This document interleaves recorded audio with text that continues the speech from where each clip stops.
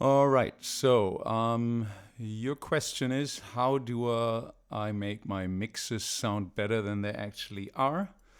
First, a little disclaimer: whatever I'm doing here is how I do it, and not maybe how you're supposed to do it or how the professional word does it. Your question was how I do it. I do record all my mixes that come out of my Model 1 with a Tascam DR40X in 16-bit and 44.1 kilohertz. So let's find a random mix and we'll go through this together really quickly. What about this one? Looks wonderful. As you can see, the mix is recorded a little low. So the first thing I would do is I go in there and I pump that up a little bit in the WAV file. I definitely check that it's not warp marked, definitely, in case you're using Ableton. So let's have a listen here.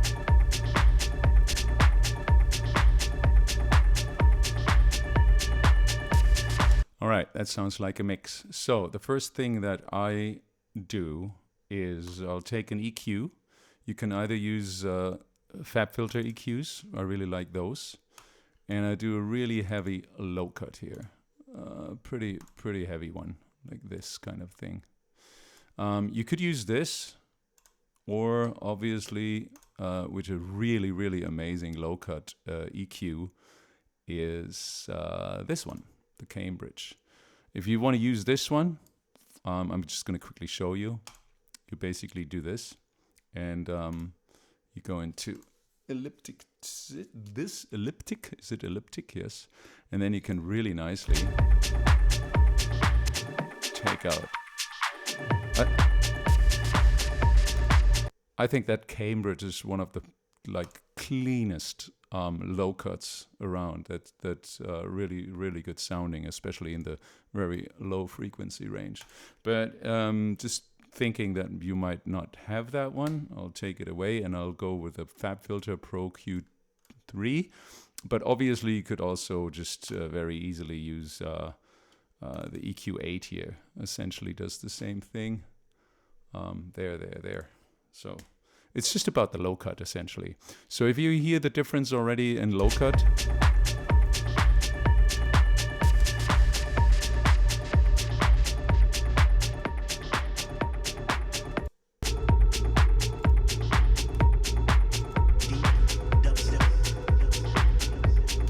a low cut already cleans up your mix in the low end and takes away all that energy that's basically wasted, especially when it goes into the internet and behind closed doors in the internet. There's so much processing going on and compression and whatever they do. So you want to give them the least amount of unusable frequencies. That means I'll cut this off sort of around here. This is now at 12 hertz. Obviously, you can we basically listen to it in a little bit.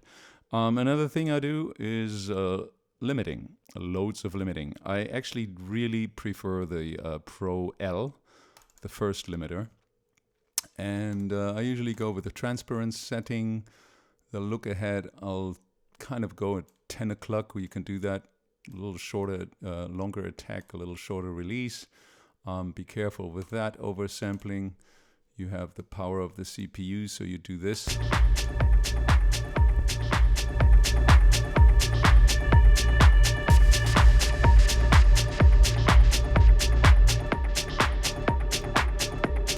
Here we go. That already helps.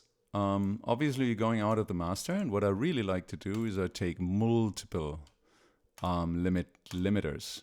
You never really want to overly limit your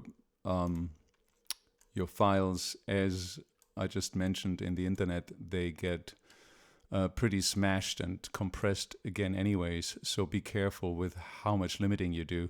And a really good way to do a subtle limiting is use a lot of limiters in a row, in a chain, instead of just one. A lot, you use many, maybe 2, 3. A little bit comes across much nicer. All right, so all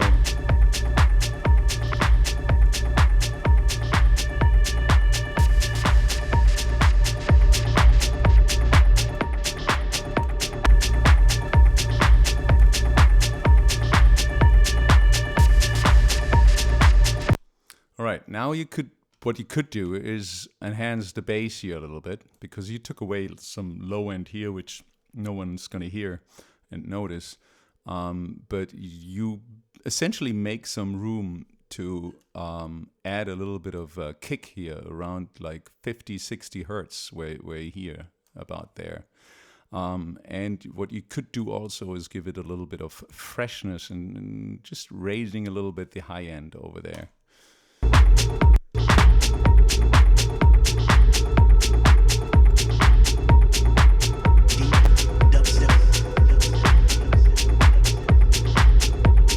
All right, what I do here is I'm grouping this so I can turn them on and off, and you can already hear a little bit the difference.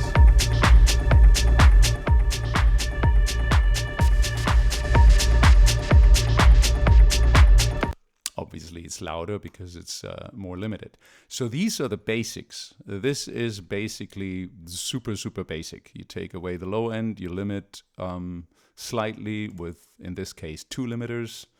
Do not go too crazy, as it's going to be limited again when it's going to be in the internet. So now we have some additional pro steps, maybe, if you want to try them. I really love plug-in Alliance as well as Universal Audio right there. Plug-in Alliance comes with a really nice compressor that I love to use, and it's the VSC2. Bam. And I put this not in the master channel. Well, you could. Well, let's leave it in the master channel. It's here. But obviously I put it before the limiter. So let's see what that does. First of all, I'll go up to 90 hertz in the sidechain filter, because we don't want to have those lower frequencies affecting the compressor. Correct me if I'm wrong here.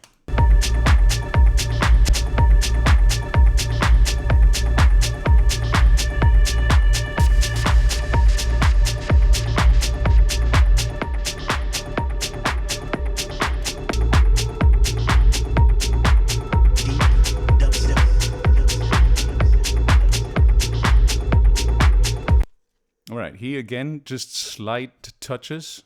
With this compressor, if these things are moving already, you might already have too much. You're putting in too much. So take it easy on this one. But if you use them right, it gives the whole mix a little bit of a nicer groove, I believe. Even you can try that on your own track as well. Without. With. The limiting is a bit heavy here, so I'll take this down a little.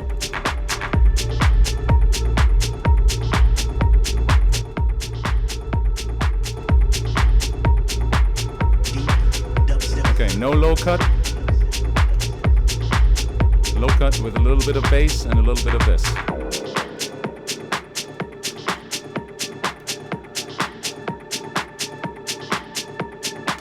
And honestly, that is about what I would do to this mix. You could go even a little bit crazier and use some mastering EQs to make it even sound a little bit better. For example, this one. I like that one. Let's always put it before the limiter and see what you can do.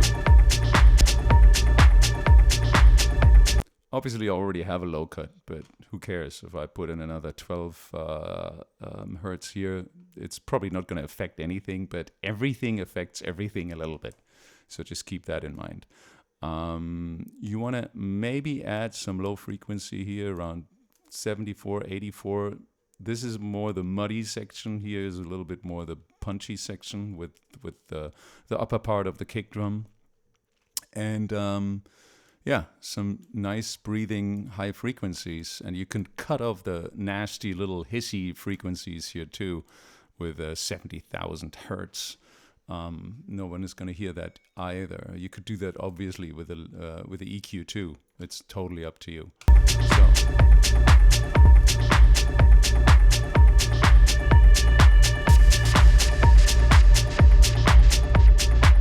That sounds pretty sweet.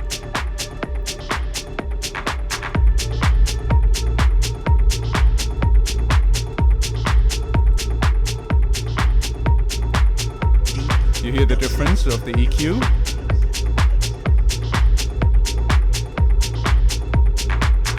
And if I go in the master,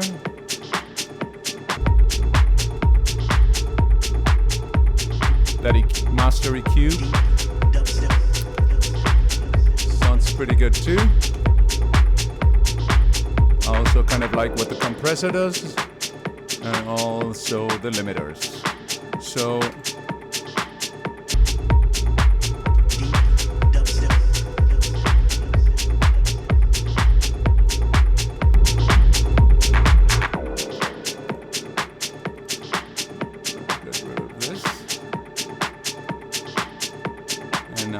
the difference.